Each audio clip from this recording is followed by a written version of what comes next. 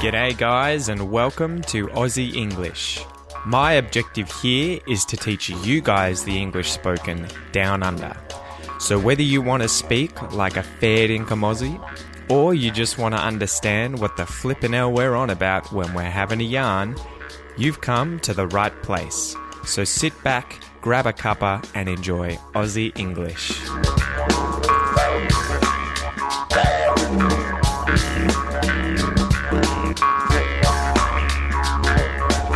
G'day guys, how's it going? Welcome to this episode of Aussie English, episode 273. So this is an expression episode, and before we dive into things today, I just want to have a chat to you about everything, about what I've been up to, about what Aussie English has been up to. So at the moment, I am sitting in my room, obviously. I am recording this podcast. It is Saturday afternoon, 2 p.m, and it is raining quite heavily outside. So I had to run out there earlier and grab my clothes off the clothesline, because they were drying out there, and the rain suddenly started pouring down. It started raining cats and dogs, as we often say in English, and I had to run out there, got my feet wet, got a little bit wet as well on the top of the head, although the water tends to fall straight off my bald head. And I managed to grab all of my clothing and bring it inside before I got too wet. So aside from that, I've been working at the restaurant. That's been fun. It was pretty busy the last few weeks because we had 3 of the Spanish-speaking people there go either on a holiday or go home. So one of my friends, Carlos, went back to Spain, back to Barcelona, and another girl from Chile was in Canada for a week, and a Colombian girl, Sandra, was traveling around Australia with her family. So her family came over to see her, and she's been traveling around.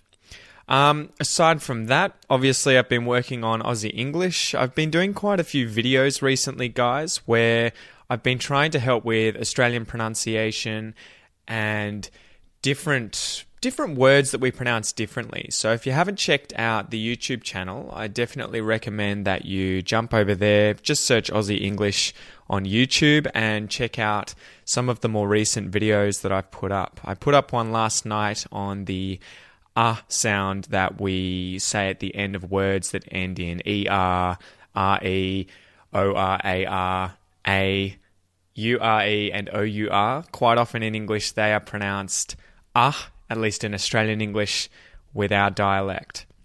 Anyway, that's a nice little intro there for you guys. I should dive into the expression, cut to the chase, get to the crux of the lesson today. So the expression today is to take the bull by the horns. To take the bull by the horns.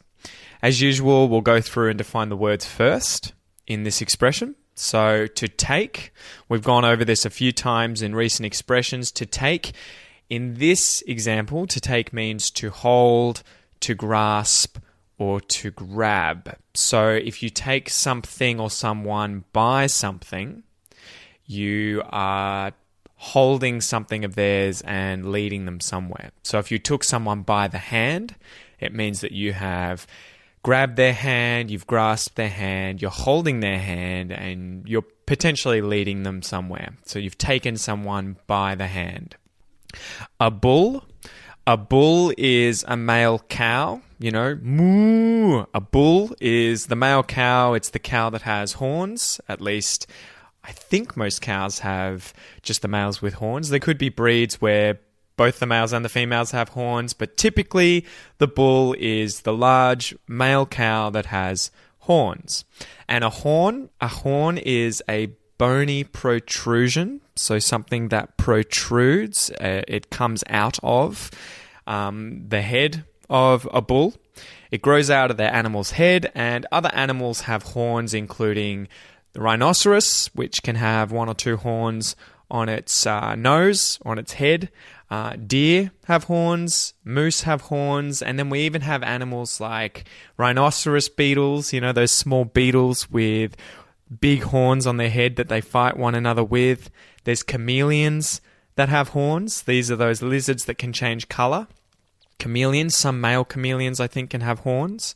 And then obviously creatures like a unicorn can have a horn. The mythical horse that has a big horn coming out of its head.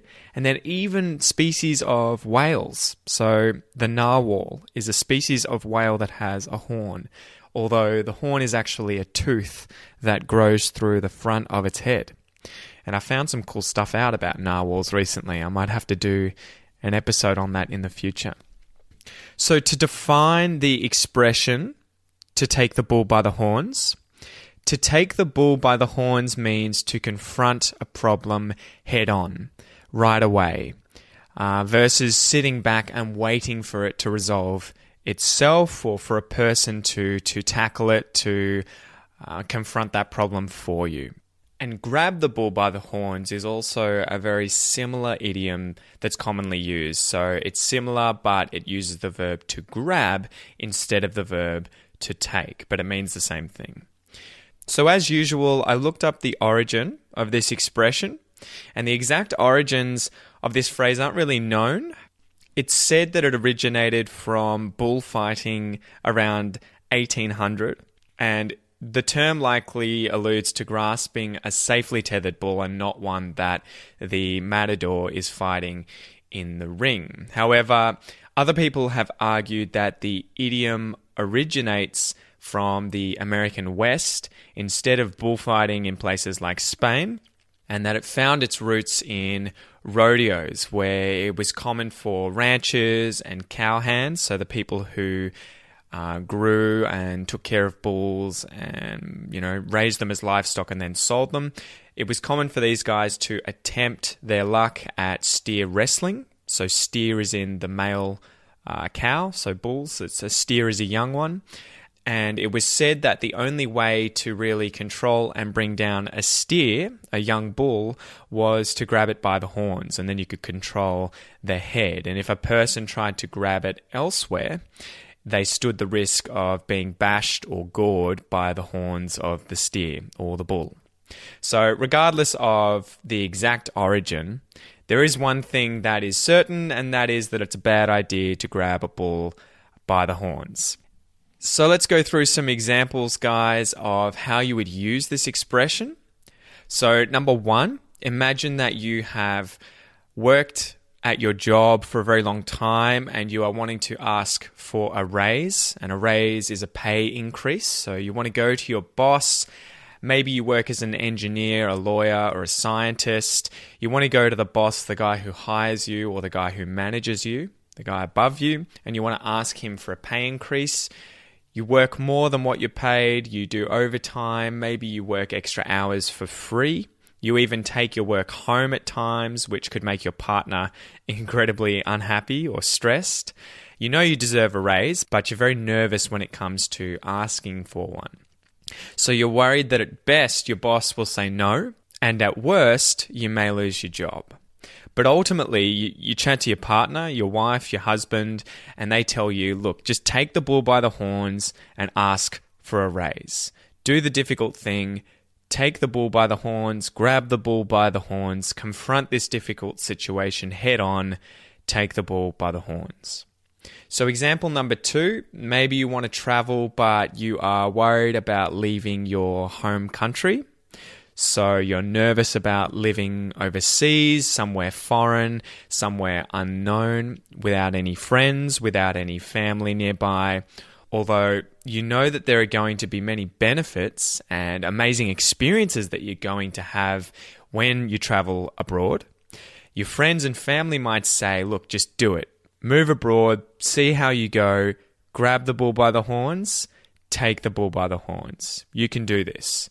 It's time to take the bull by the horns, buy the plane tickets, and just go.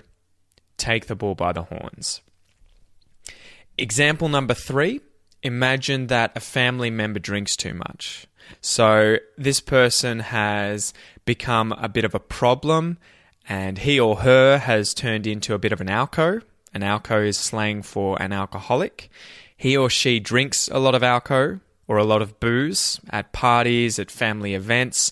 Maybe they always have a tinny in their hand, or a stubby in their hand, and a tinny is a can of booze or alcohol, and a stubby is a bottle of booze or alcohol that you hold and drink.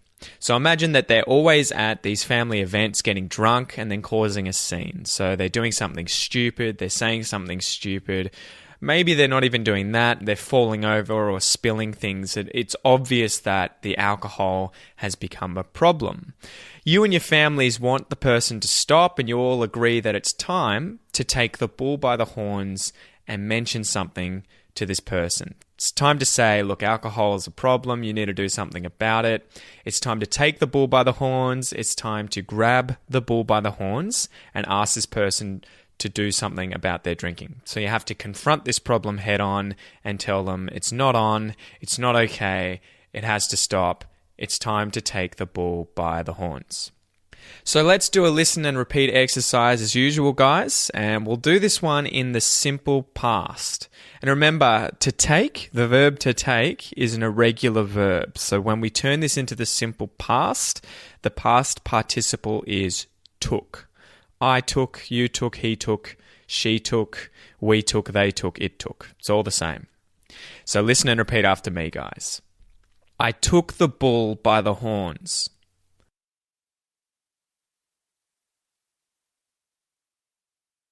You took the bull by the horns.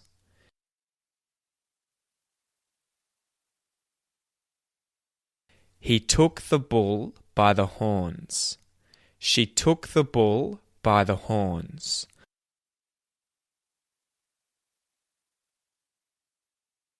We took the bull by the horns.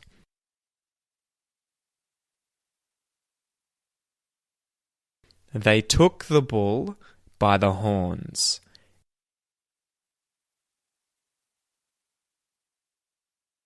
It took the bull by the horns.